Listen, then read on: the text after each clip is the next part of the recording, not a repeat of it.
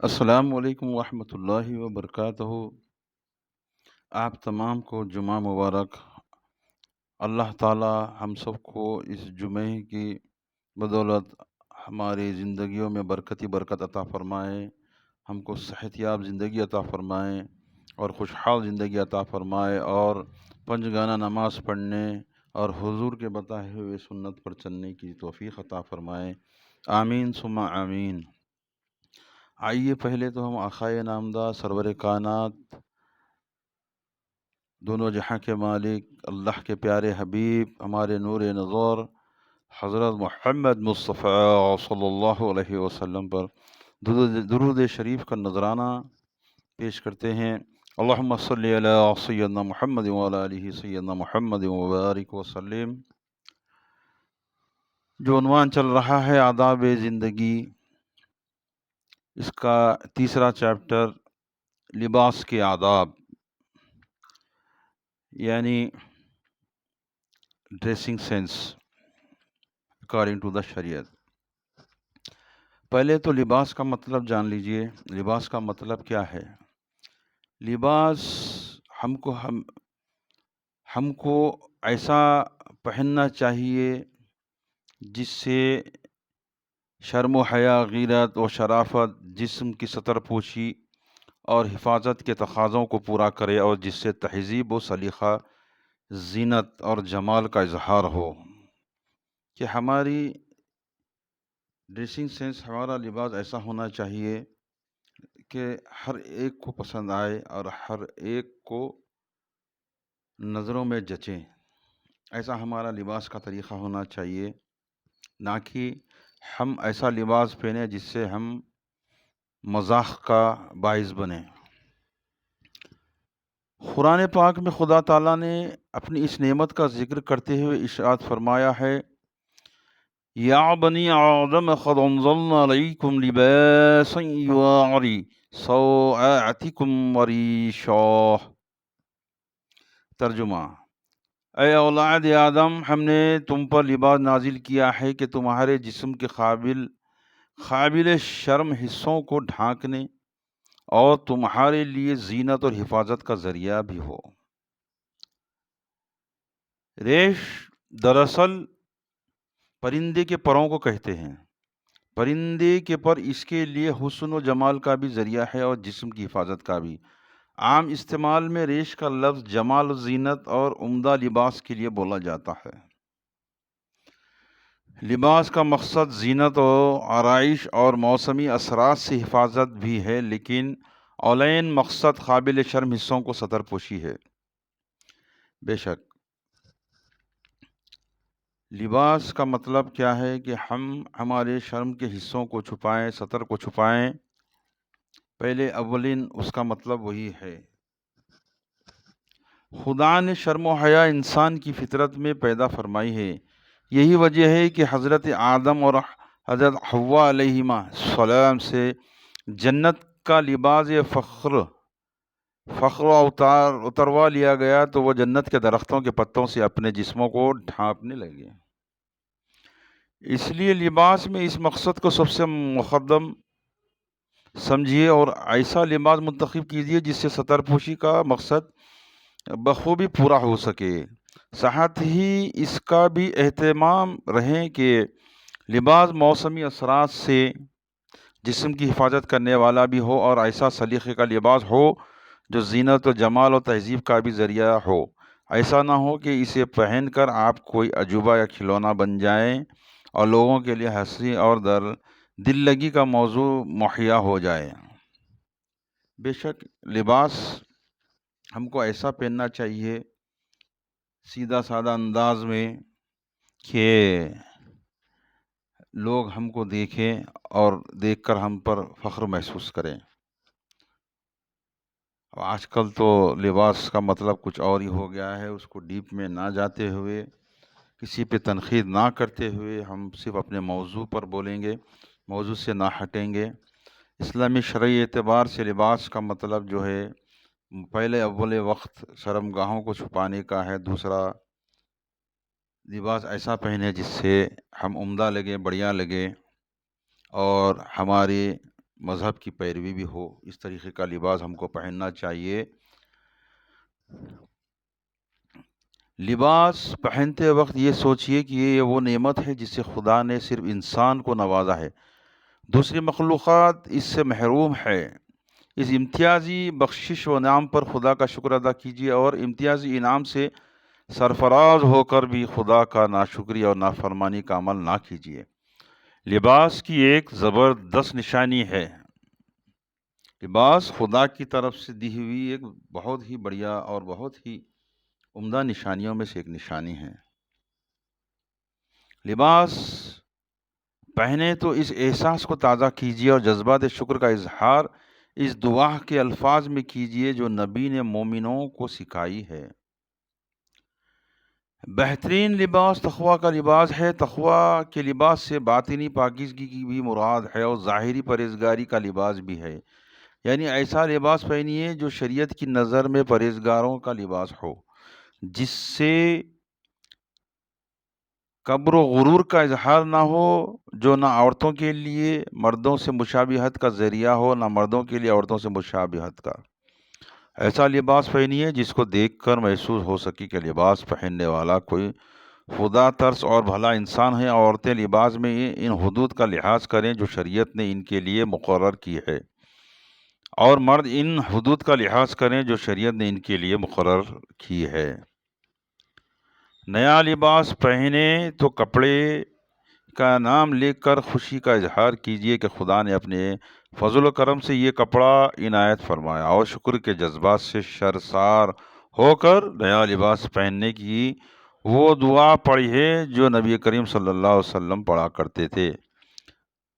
حضرت ابو سعید خدری فرماتے ہیں کہ رسول اللہ صلی اللہ علیہ وسلم جب کوئی نیا کپڑا، عمامہ، کرتا یا چادر پہنتے تو اس کا نام لے کر فرماتے: اللہم لک الحمد انت کسوتنیہ اسألک خیر و خیر ما سنی لہ اعوذ بک من شر و شر ما سنی لہ۔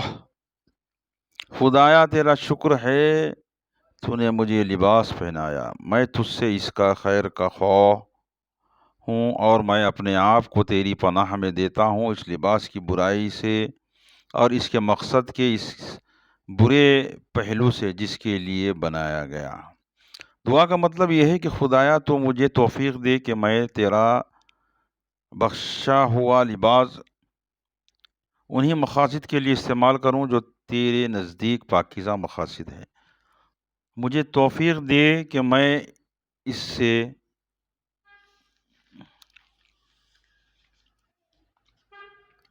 اپنی ستر پوشی کر سکوں اور بے شرمی بے حیائی کی باتوں سے اپنے ظاہر و باطن کو محفوظ رکھ سکوں، اور شریعت کے حدود میں رہتے ہوئے میں اس کے ذریعے اپنے جسم کی حفاظت کر سکوں اور اس کو زینت و جمال کا ذریعہ بنا سکوں۔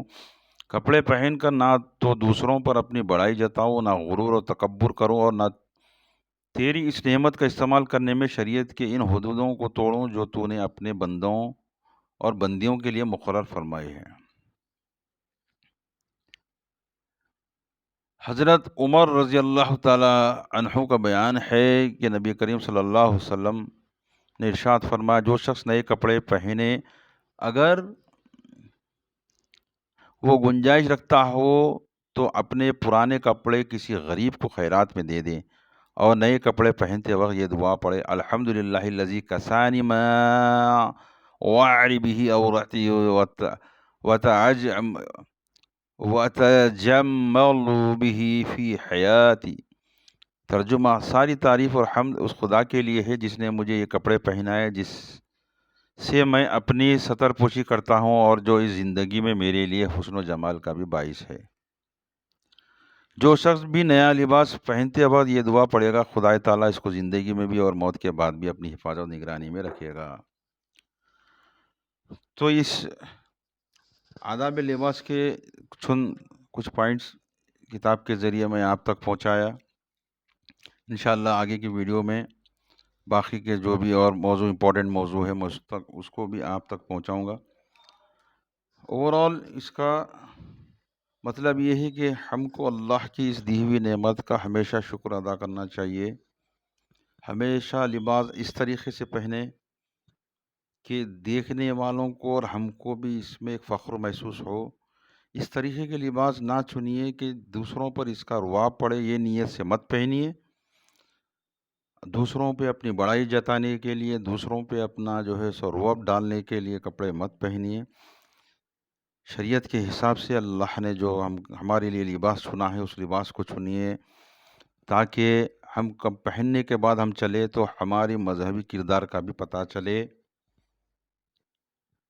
اور کبھی بھی نیا کپڑا پہنے تو ادباً گزارش ہے کہ اپنے پرانے کپڑے غریب و غربا میں بانٹ دے دیں ان کو، تاکہ وہ بھی اس نعمت کو پہن سکے، وہ بھی اللہ کا شکر ادا کر سکے، اس میں آپ کو بھی نیکی ملے گی۔